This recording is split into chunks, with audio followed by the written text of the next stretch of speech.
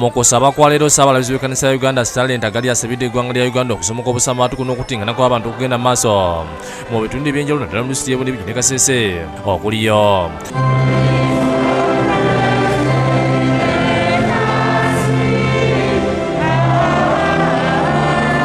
Ono yennyamidde olw'obutabanguko bw'omwaka obweyongedde buli olukya nga n'abakazi bakuba abasajja kyokka nga abasajja batya okuloopa emisango ku poliisi. There are the people who invest of family money, they are not accountable, that is true, they fight, they do what, but there are also some families where women are on the top, they are beating their husbands, and men don't cry openly because they are gentlemen.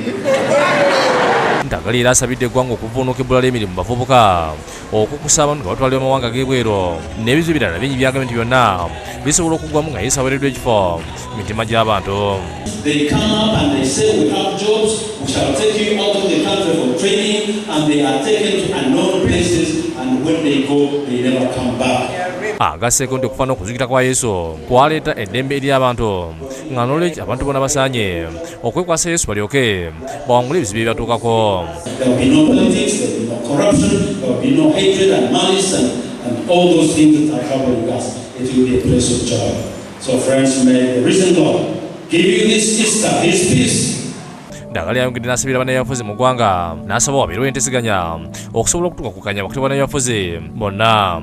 Ono n'asabira n'etandika Dr. Kizza Besigye asobole okufuna eddembe lye ne poliisi ekumye ekyokumusibira awaka.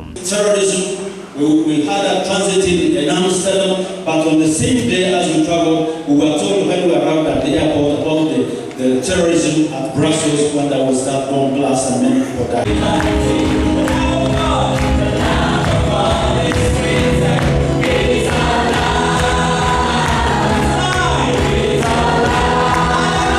Ate omulabisi w'emikono James Ssaabalabirizi asabye abavuga nga pulezidenti okuli Pulezidenti Yoweri Museveni itandika Dr. Kizza Besigye ne Amama Mbabazi okwesa akadde kano ak'okusomoozebwa n'emisango gy'okulonda gire mu kkooti batabagane. Twegayirira Katonda Pulezidenti Museveni era wamu ne Kano Besigye ne mukulu wa Amama Mbabazi nti bonna batabagane kabeere akabonero akaaki ak'okutabagana eggwanga lyaffe lisobole okugenda mu maaso. Ssaabalabirizi agambye nti bano banaatabagana kikyokka ekijja okuwenkyanya eggwanga lino okufuna emirembe kimale bwe kita abantu ekitudde enkulira ddala mu bitundu eby'e Kasese.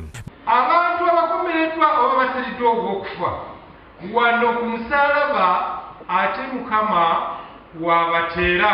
Bino abyogedde mu kusaba okw'amazuukira ku lutikko ey'abatukuvu Filipo n'endirira e Mukono. Ssaabalabirizi agambye nti ng'ekkanisa era batandise n'enkola eneeyamba abantu okwongera okunywerera mu ddiini. Abafunye ebiwundu twetaaga okubayamba, abo abasuuliddwa twetaaga okubasitula. Nga dayosisi tunaatera okuteekawo, tuli mu teekateekeza okuteekawo department nga yo ya Good Samaritan. David Sekayombya ne Henry Nsubuga bakusakedde guli ino lwa Bukedde TV.